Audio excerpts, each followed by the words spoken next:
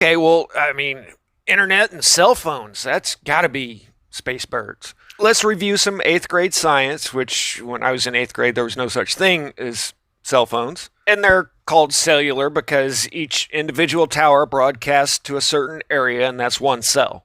The range per tower depends on density and a lot of things, but 30 miles is doing good for a cell tower.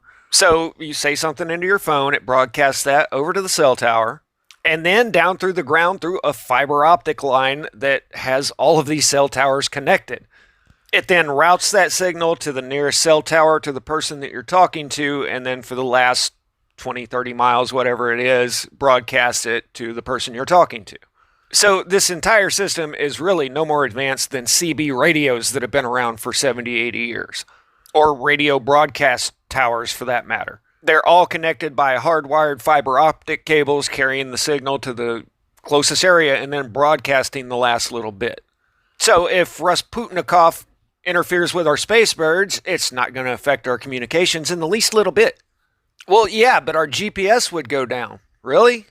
Because, up until just a few years ago, if I went up into the Sierra Nevadas, GPS couldn't find me. Still to this day, you can't find a GPS that will cover all of Africa. Now, for something that is floating 300 miles above the surface, it seems like that would not be a problem in the least little bit.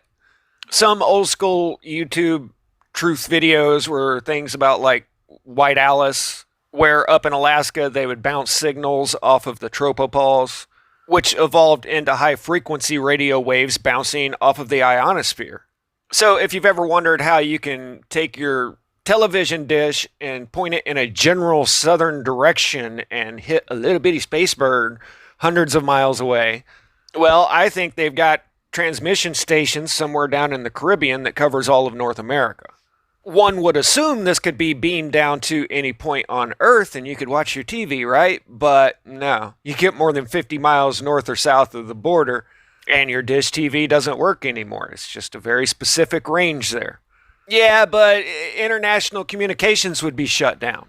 Remember the Hunga Tonga eruption a couple years ago? That severed the underwater cable that connected all of them to the internet, so they no longer had internet because all of these communication systems that keeps the world connected comes from boats like this with these ginormous spools of wire, and they just spool it out across the ocean floor from one continent to the next, and they're just now hooking up islands out in the Pacific. But you see all of these cables here, this is what actually keeps the world connected. It has absolutely nothing to do with space.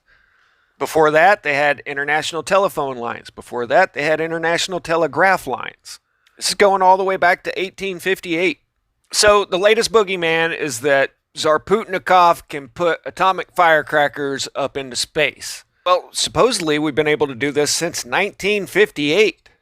I mean, that's how these intercontinentals are supposed to work. They go up into space and then fall down where you want them. Yeah, right. That's why last year, when the blue-yellow conflict started off, they ran this article about a madcap plot to crash a 164-foot space rocket packed with 9 tons of kablooey sauce on the Capitol. They even said that we have the capability to go any direction we want after launch. Wow, okay, so you're telling me that you have the capabilities of 1958 on hand? Because that's what they were saying that they could do in 1958.